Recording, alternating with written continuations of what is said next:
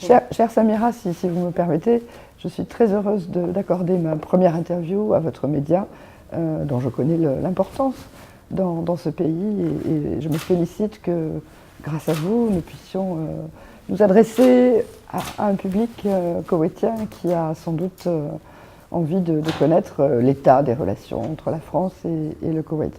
Vous m'interrogiez sur les relations politiques entre nos deux pays. Comme vous le savez, elles sont anciennes, elles sont fondées sur une très grande confiance. Elles remontent à bien avant les événements de 1991 et l'engagement de la France aux côtés du Koweït en 1991, bien évidemment, a joué un rôle déterminant. Je ne m'y étendrai pas, c'est connu et c'est quelque chose qui marque encore aujourd'hui notre relation. Les échanges politiques au plus haut niveau se sont toujours confirmés, continuent de se confirmer. Le ministre des Affaires étrangères koweïtien était à Paris il y a une semaine. Le ministre français sera là dans 10 jours. Ouais. Donc cela est vraiment le signe de la très grande proximité politique entre nos deux pays. J'ajouterai sur ce plan-là que le Koweït vient d'entrer au Conseil de sécurité des Nations Unies pour 2 ans en tant que membre non permanent et que la France, naturellement, est à ses côtés pour se consulter sur tous les sujets à l'agenda du Conseil de sécurité parce que nos positions sont très proches et que, à nous deux, nous pouvons renforcer notre intérêt mutuel pour défendre ces mêmes positions que nous partageons sur tous les grands dossiers.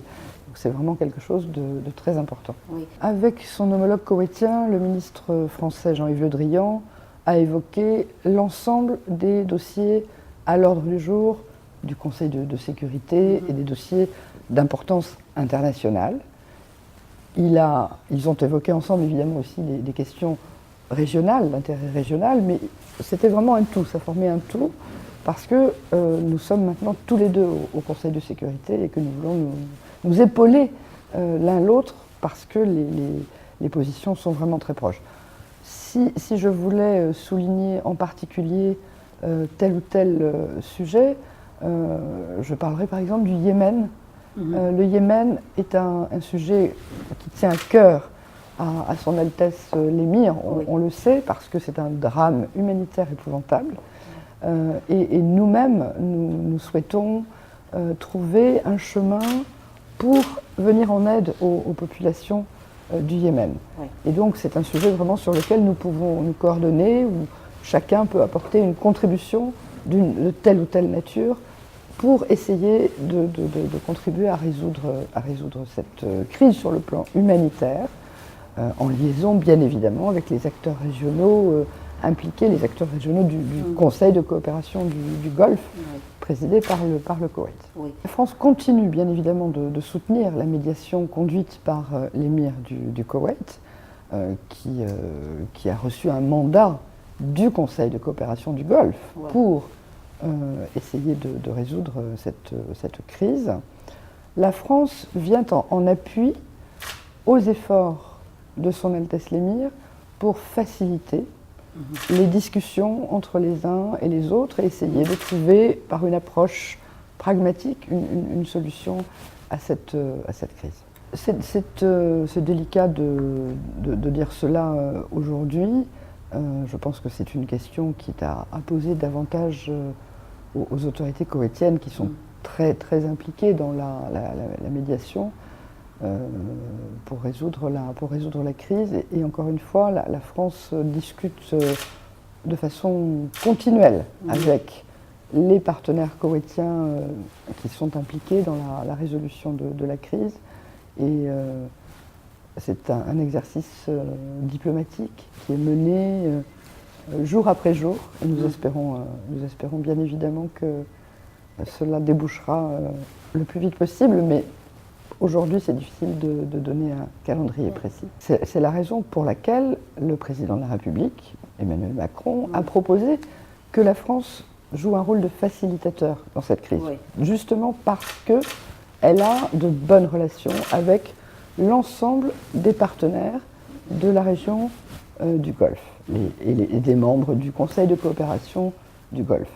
Et qu'elle peut donc parler à tout le monde, réfléchir à des pistes, éventuellement proposer des idées à nos amis koweïtiens qui, eux, dirigent la médiation. Et c'est justement pour la raison que vous soulignez, c'est parce que nous avons de bonnes relations avec l'ensemble des acteurs concernés. Je vois, chère Samira, que vous êtes très bien informée. Je vous félicite. Mais c'est votre métier, en tout cas, bravo. Effectivement, le ministre français, Jean-Yves Le Drian, viendra à la mi-février, au moment de la conférence organisée au Koweït par le Koweït et qui rassemblera les partenaires de la coalition contre Daesh, au moment où les zones en Irak qui étaient tenues par ce groupe terroriste ont été libérées. Et donc ce sera un événement qui permettra de marquer, de faire le point de la situation là où nous en sommes après la libération des territoires concernés.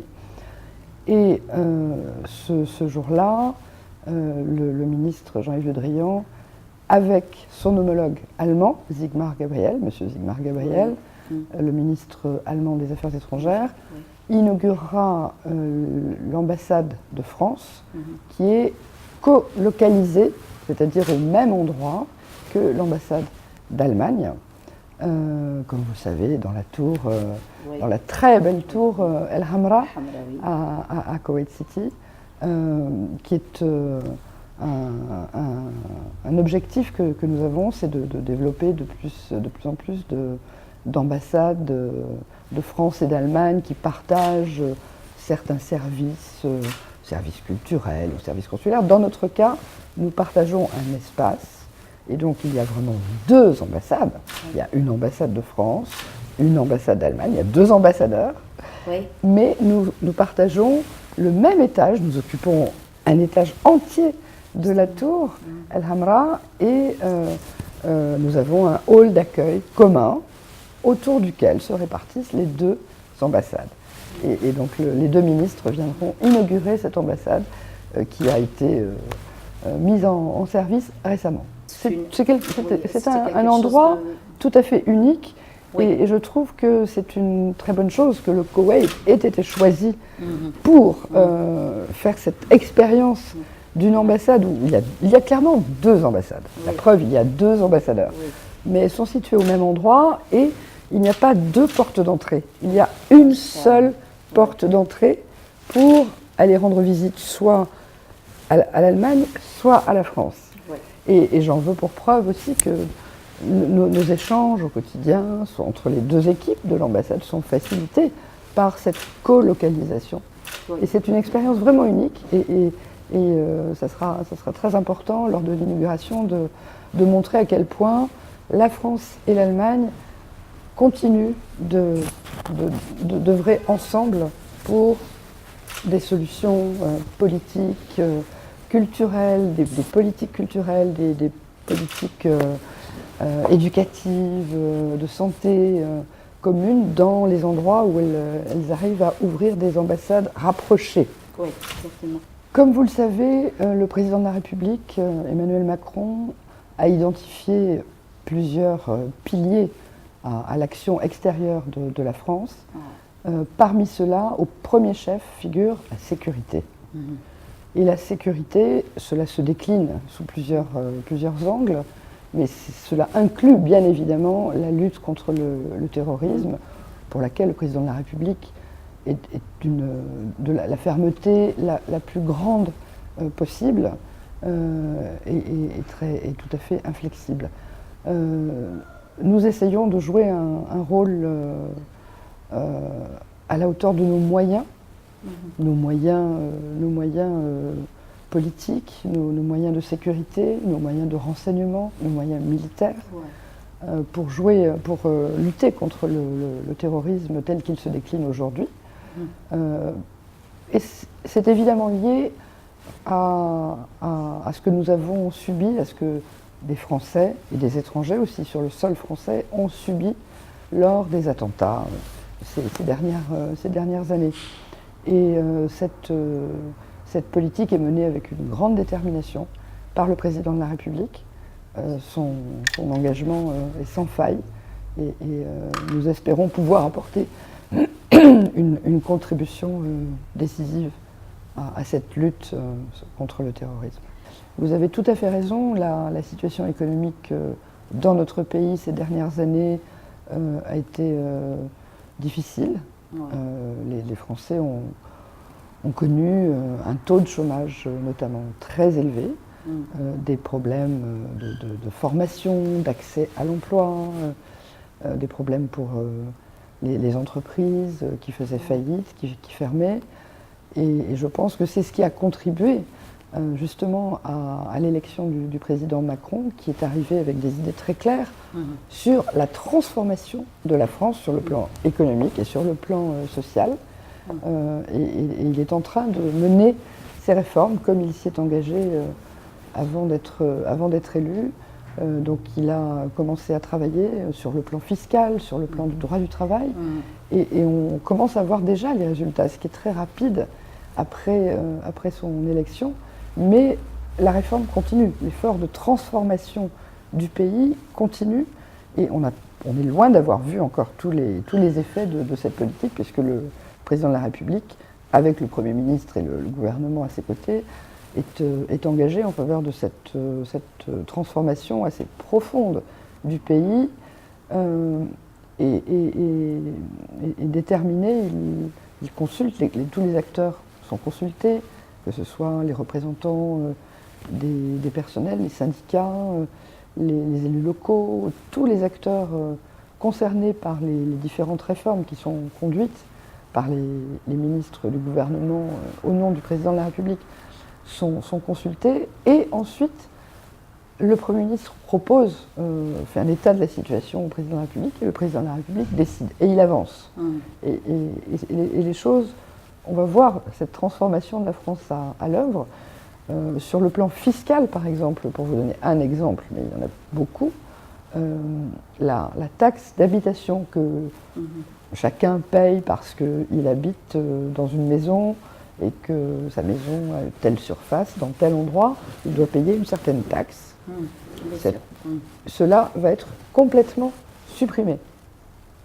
Complètement supprimé. Tout le système fiscal est en train d'être repensé. La fiscalité des entreprises, des sociétés, est en train d'être repensée pour attirer davantage les investisseurs français au premier chef, mais étrangers, bien évidemment, et parmi eux les Koweïtiens, évidemment, afin de permettre à l'économie de retrouver un souffle, une vitalité et une fluidité qu'elle avait perdue depuis de nombreuses années. Et le droit du travail a également été réformé. La réforme est en train d'être mise en œuvre. Donc on est en train de voir les tout premiers effets de cette réforme très importante qui n'avait jamais été faite auparavant, et qui permet là aussi davantage de flexibilité, de fluidité du marché du travail, non pas au détriment d'une catégorie contre une autre, mais en faveur de tout le monde, parce que certaines personnes se retrouvent au chômage parce qu'elles n'ont pas été formées de façon appropriée, d'autres personnes peuvent rester dans des entreprises parce qu'on ne peut pas les licencier, mais ça n'est dans l'intérêt de personnes, et donc pour donner plus de fluidité et faire baisser le taux de chômage en même temps de l'économie, un certain nombre de mesures ont été prises, et c'est quelque chose de vraiment très important, et qui devrait normalement faciliter le travail classique d'un capitaine d'industrie,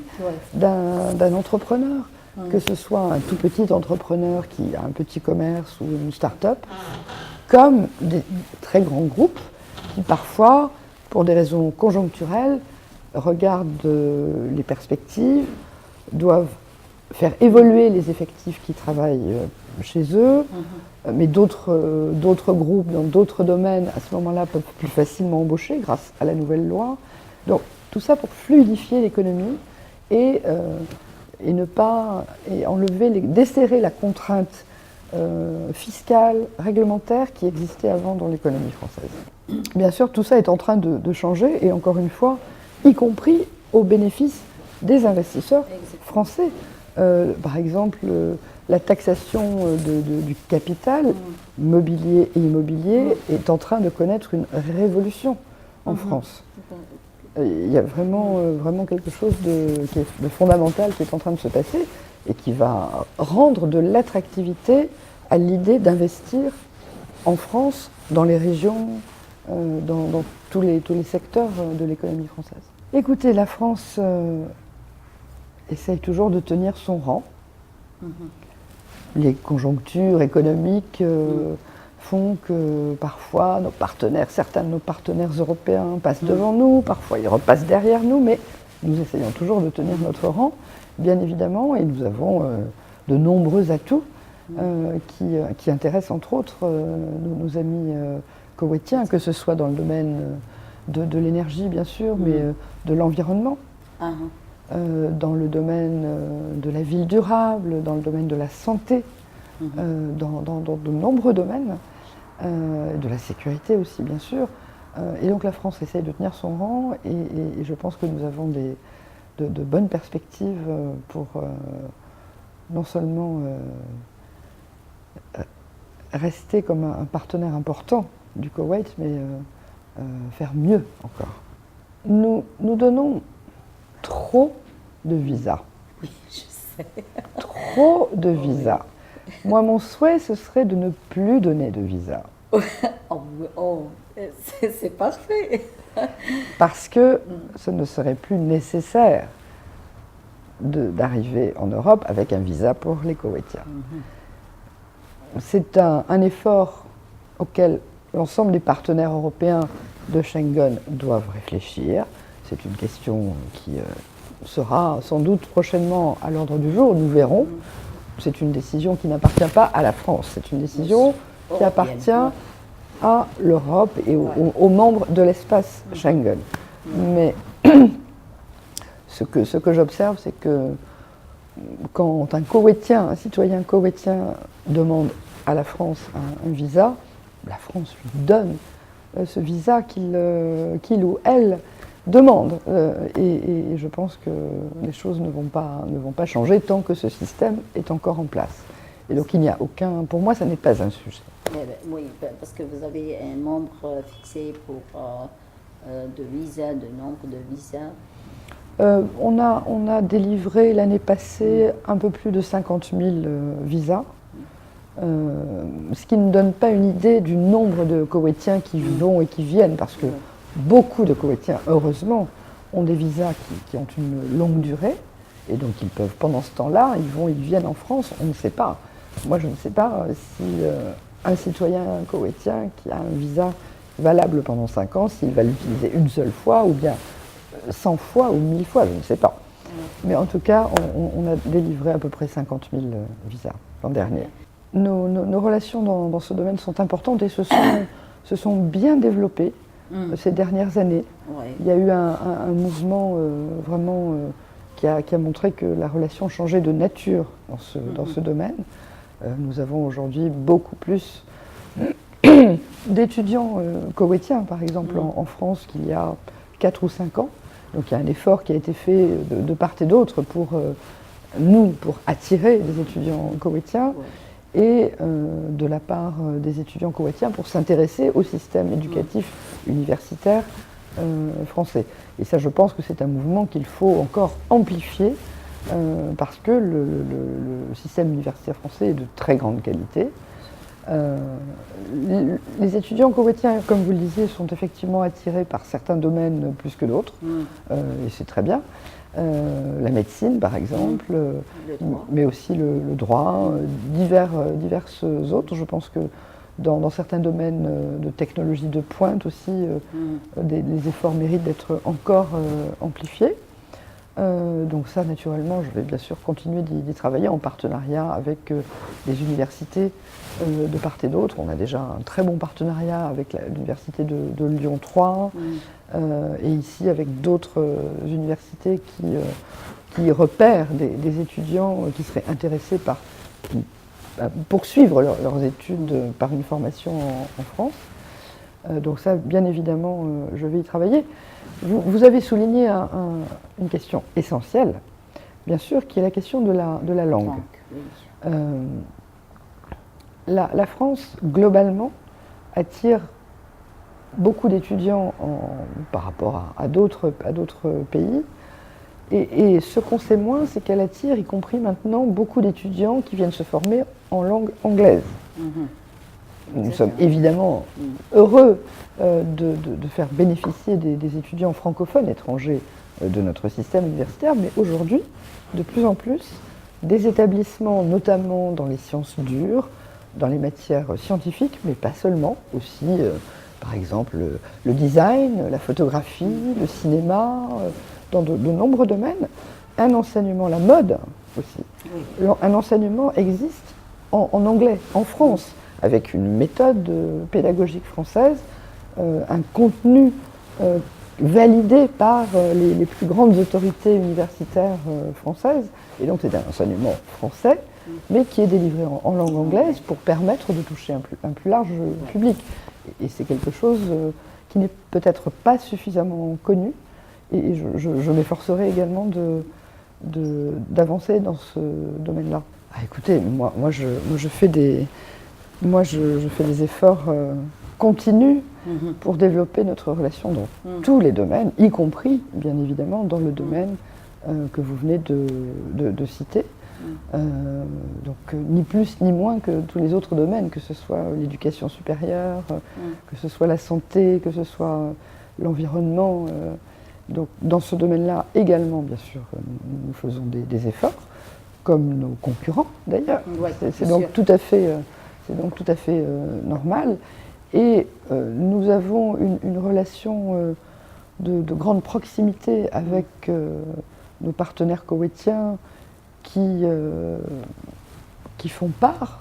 On échange nos analyses et donc ils nous font part de leurs besoins éventuels. Et après, les choses se passent comme sur n'importe quel marché international. Il y a des appels d'offres, des sociétés répondent indépendamment de ce que nous pouvons penser, et les choses se passent. C'est l'économie, c'est la concurrence, voilà. Donc moi, évidemment, je souhaite que nos entreprises françaises soient bien connues et bien considérées pour la qualité de leurs offres, la qualité de ce qu'elles proposent. Et après, c'est le jeu de l'offre normale qui intervient, dans lequel je n'ai pas de mots à dire. Vous parlez de Caracal. Ah, d'accord. Mais c'est un contrat qui a été signé.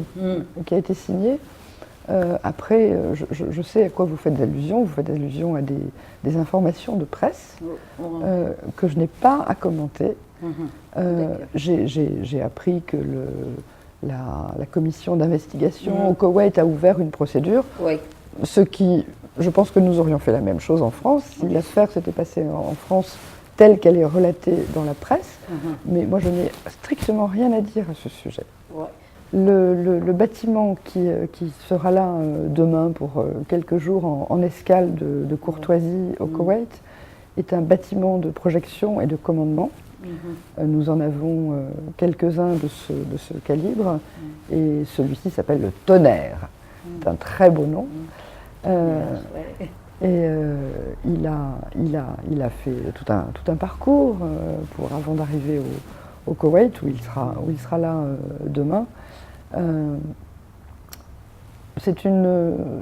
avons une relation de coopération entre institutions militaires françaises et koweïtiennes qui est vraiment excellente. Nos échanges au niveau des chefs d'état-major, de l'armée et de ses adjoints, de la marine, de l'armée de l'air, de l'armée de terre sont excellentes, elles sont constantes. C'est quelque chose qui est vraiment à un niveau de consultation normal et qui se passe très bien, et nous apprécions beaucoup ces consultations. L'amiral L'Indien, qui est l'amiral qui commande la flotte française de l'océan Indien, était, dans le cadre de cette escale de courtoisie, était de passage au Koweït hier, et il a pu rencontrer le chef d'état-major des armées. à qui il a souhaité tous les vœux de bonne santé et notre bonheur après le malheureux accident dont heureusement il a réchappé il y a quelques temps. Et ils ont eu un échange très fructueux et très apprécié par l'amiral Piaton, qui commande la flotte française de l'océan Indien, qui était très très heureux de cet échange de vues sur toutes les questions d'intérêt commun entre des grands chefs militaires. Donc notre coopération, nos consultations sont étroites, elles sont d'un très très bon niveau. Il y a des marins côtiers qui sont formés en France, absolument. Il y a des marins, nous-mêmes, nous sommes proches des institutions militaires koweïtiennes, nous avons des coopérants, quelques coopérants, et les choses se passent vraiment très très bien et nous apprécions vraiment beaucoup la relation que nous avons avec l'institution militaire koweïtienne et que nous continuons d'avoir, puisque, il faut peut-être le rappeler à vos auditeurs, la France a des accords de coopération militaire avec un certain nombre de pays dans la région. L'accord entre la France et le Koweït est le plus ancien de nos accords, puisqu'il remonte à 2009. Et nous y tenons vraiment beaucoup. J'ai vécu mon audience d'arrivée avec Son Altesse l'Émir comme un moment de grand bonheur. Et je vous dirai pourquoi. C'est très simple, parce que nous avons eu un échange pendant un bon moment. Le chef du protocole devait s'inquiéter, mais nous avons eu un bon échange, un très bon échange. Et j'ai pu lire dans ses yeux toute la sagesse qu'il a accumulée et toute son expérience. Et ça, c'est quelque chose de fabuleux et auquel nous devons rendre toute l'estime et toute la considération qu'elle mérite. Et vraiment, j'étais très heureuse de ce moment. Je vous répondrai très simplement. J'organise ça comme toutes les femmes koweïtiennes qui ont des postes de responsabilité, et il y en a beaucoup. Beaucoup, je l'ai déjà constaté alors que je suis là depuis seulement quelques semaines. Et donc je pense que c'est une question qui ferait sourire beaucoup de nos auditeurs et de nos spectateurs, parce que en fait c'est quelque chose qui se passe très simplement au quotidien, qu'on soit ambassadeur, qu'on ait un poste important dans une entreprise, dans une administration, dans un média comme vous, chère Samira. Donc les choses s'organisent, tout simplement. Elles s'organisent. On n'y pense même pas. Et jusqu'à présent, mon mari et mon fils sont très heureux. Et donc moi aussi je suis très heureuse, bien sûr. Bien sûr. Non, mais votre question était très intéressante et c'est bien de la poser, parce que effectivement certains s'interrogent, se demandent.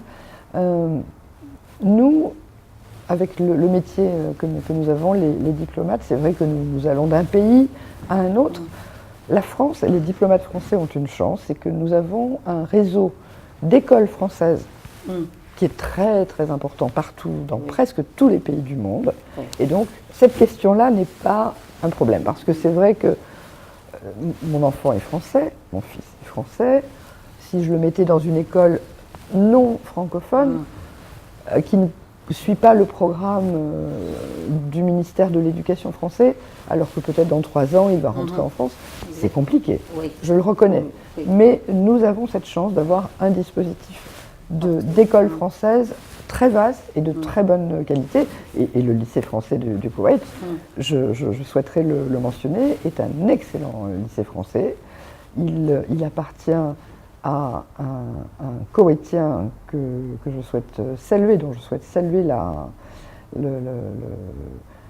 détermination ici, parce que il est très, très investi dans cette entreprise du lycée français, le Dr Rached, qui est vraiment une grande personnalité koweïtienne. Et ce lycée fonctionne merveilleusement.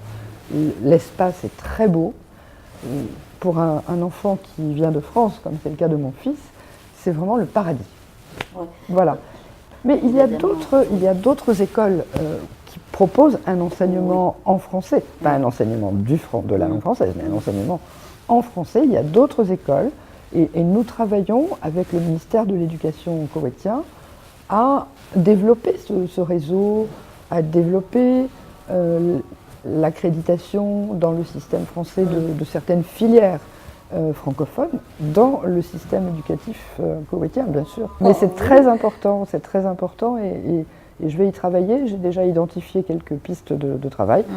Si vous me permettez, je garde ces pistes, je garde la primeur de ces pistes pour nos partenaires du ministère de l'Éducation koweïtien, mais je pense que nous allons pouvoir avancer de façon vraiment importante dans ce domaine.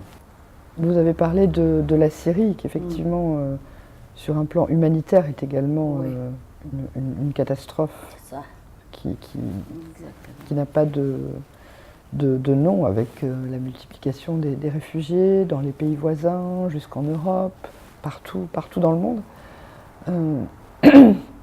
Le président de la République, évidemment, est très attaché à parvenir à une solution politique à cette crise. Il n'y a aucune autre solution possible qu'une solution politique.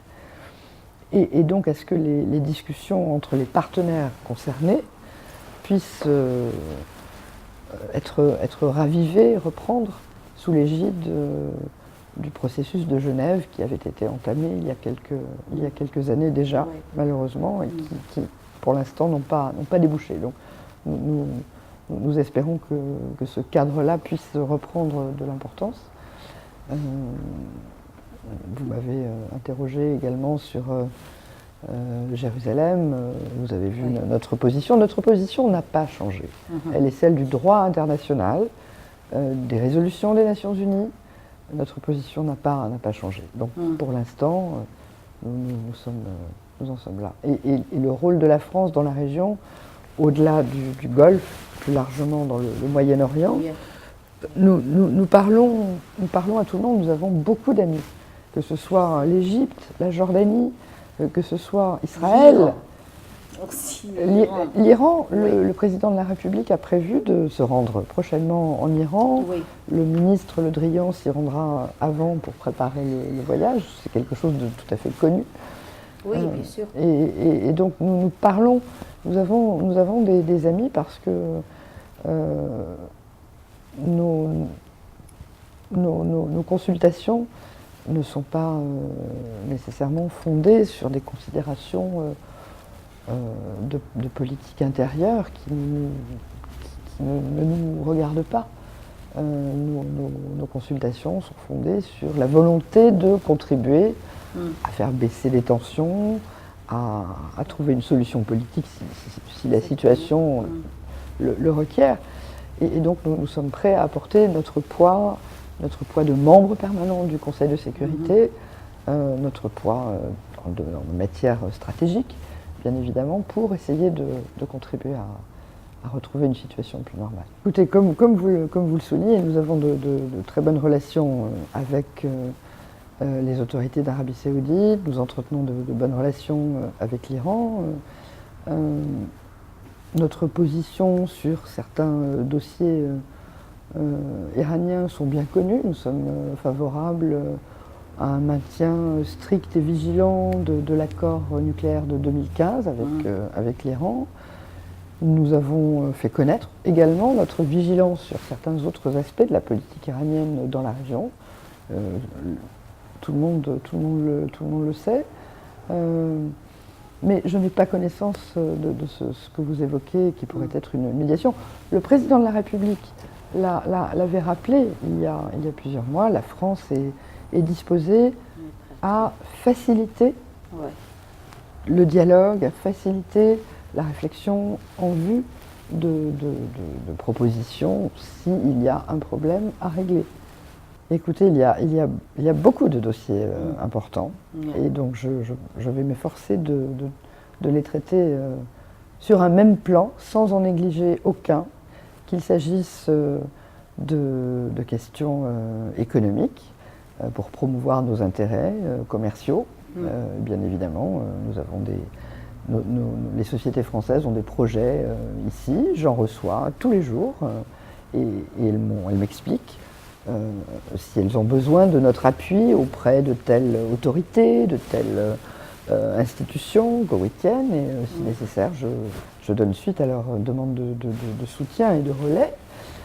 Donc ça, ce sont des dossiers importants et je dirais que c'est pratiquement quotidien. Ouais.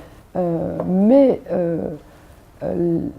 il y a d'autres dossiers importants qui méritent d'être traités sans être négligés au même moment, en même temps. Je pourrais citer des dossiers plus dans le domaine de la culture. La santé, l'hôpital, madame. Alors la santé, mais... l'hôpital français qui va construire aussi, qui va ouvrir au Koweït. C'est un dossier très important que j'allais évoquer après.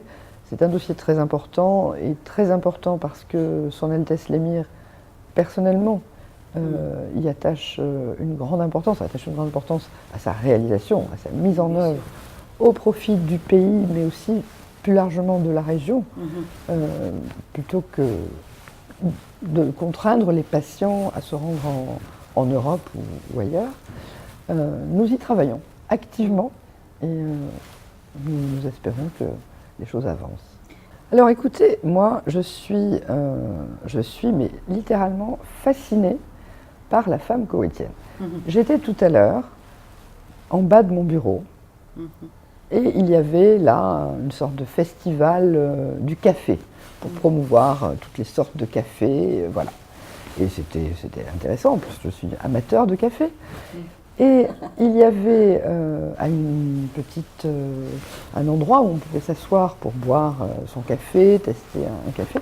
Il y avait de nombreuses femmes, il y avait des hommes, et il y avait aussi de nombreuses femmes, plutôt jeunes ou entre deux âges, de toutes sortes.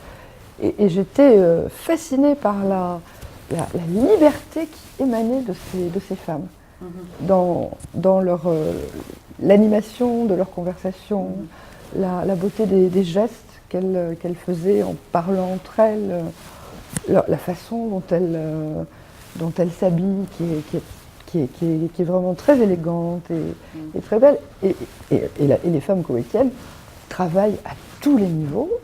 Donc c'est vraiment, je pense que la femme koweïtienne dans la région est particulièrement privilégiée et je l'en félicite. Dans la vie, moi j'aime les livres. Je lis beaucoup, de la littérature bien sûr. La littérature romantique, politique. De la littérature, de la littérature contemporaine, de la littérature du XVIIIe siècle, toutes sortes de littérature et pas seulement française, bien sûr. Je lis naturellement beaucoup de livres plus politiques, d'histoire, des livres écrits par des journalistes qui connaissent certains sujets mieux que des spécialistes parfois. Et je m'intéresse aussi beaucoup à la photographie. J'ai pris déjà quelques photos ici, mais pour l'instant je teste parce que l'air est différent de ce que je connais et la lumière donc est différente. Ce matin nous avions une lumière extraordinaire avec le brouillard. Mais j'aime bien prendre quelques clichés. Et puis, j'ai une passion pour les chevaux. Et là, je crois que je suis arrivée au bon endroit. Ana farhana hakun bil Koweït.